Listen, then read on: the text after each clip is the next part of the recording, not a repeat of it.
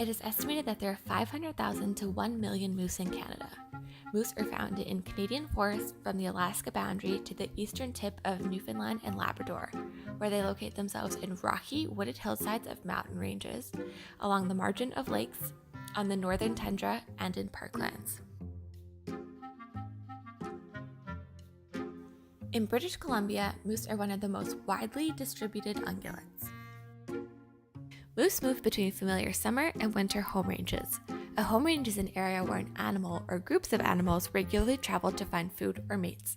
Generally, moose spend winters in a shared winter home range and summers in a more remote area. Moose have one of the largest home ranges of all other herbivores, where their home range can be up to 259 square kilometers in size. Migratory moose follow the same path for each migration between winter and summer home range, and the distance between these home ranges depends on habitat dispersion as well as possible obstructions and types of terrain. Research has shown that moose are constantly spreading northward through sparse transition forests to reach the safety of open tundra. This leads to important consideration in the conservation of moose with the placement of anthropogenic barriers such as resource roads. Moose can respond to changes in their habitat. However, a high road density can cause negative impacts on their home range due to the loss of large trees for cover. Each year, access roads are rapidly constructed, which creates over 10,000 kilometers of new roads. With an increase in road density, moose migration behavior and movement patterns can be affected due to fragmentation among the landscape. To understand more about moose, we have come up with 3 distinct research objectives. First, we want to determine the impact of resource road density on the road crossing rates of moose. Second, we want to compare the impacts of 2 separate road deactivation techniques on the road crossing rates of moose. The first technique includes blocking vehicle access, and the second technique will include decompacting the road surface to allow for revegetation. Third, we want to identify which deactivation strategy is the most cost-effective.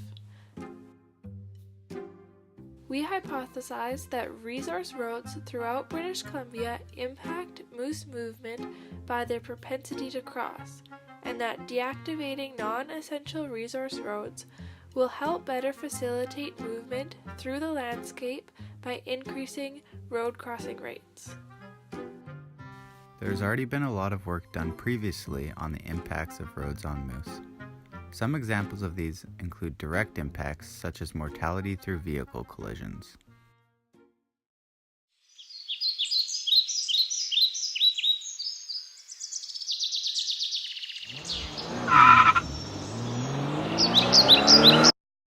Try your best, but you don't succeed.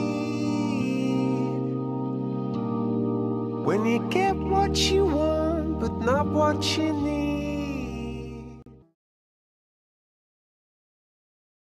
As well as indirect impacts like increasing hunter access through resource roads and acting as a barrier to movement within the landscape.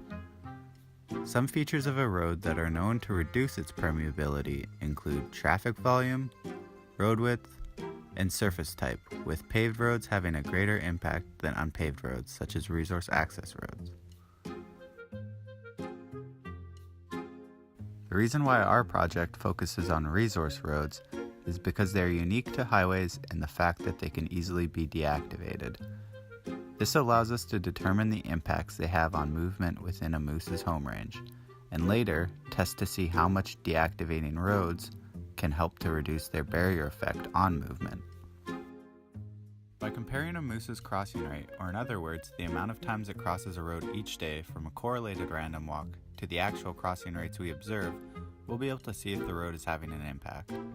More or less, the dotted line here represents the crossing rate as assumed by random, meaning it's what we would expect to see if access roads weren't impacting its movement. What we would expect to see if the roads were impacting movement would be a reduced crossing rate for the same density of roads. After obtaining the original crossing rates, we would remeasure the same individuals after deactivating a proportion of the roads within its habitat, and if successful in reducing its barrier effect, that line would move up closer towards the random walk's predictions.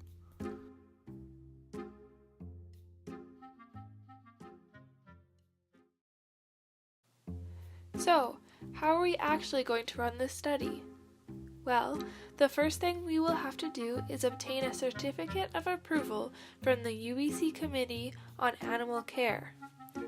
Next, we will head out and GPS collar 30 moose within BC.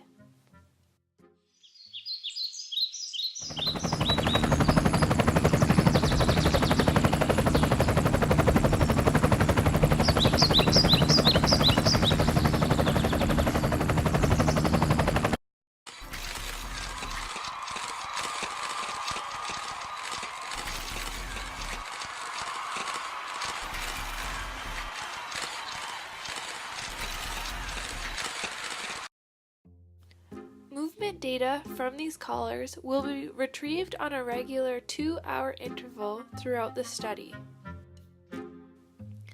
During the first year, our main goal will be to identify moose resource road crossing rates in its home range. We have decided to determine what a home range is based on the minimum convex polygon for each animal plus a 1 kilometer buffer zone. The reason we want to add this buffer zone is to account for roads outside of the polygon. These roads could be potentially impacting the movement of moose on the edge of their home range, so it is important to include them in the road density.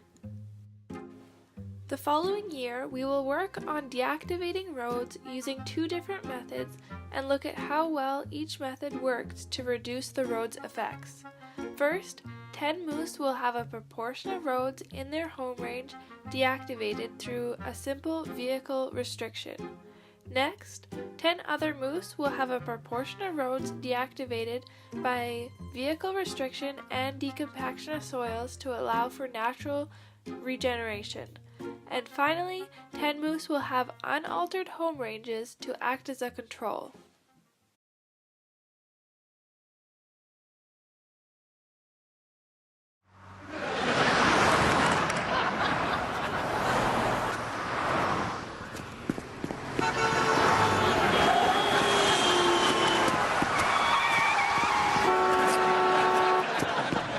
Moose are a popular icon of the Canadian landscape because they are massive and majestic creatures.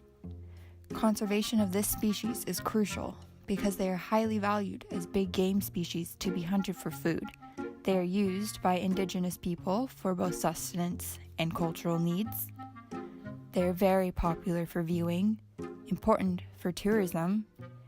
They impact wildlife habitats, are an important component of ecosystem dynamics, and play an important role in large mammal predator-prey systems. In addition, moose are important to BC's economy. In 1995, the economic value of residents moose hunting was approximately $15,822,940. As habitat fragmentation by the construction of natural access roads has increased over the years, moose habitat qualities have been negatively affected. Comprehensive land use planning will be required to ensure that future natural road development will have as little impact as possible on existing moose populations. Carefully considered approaches to land use planning, forest practices, and habitat enhancement can help to maintain today's population of moose well into the future.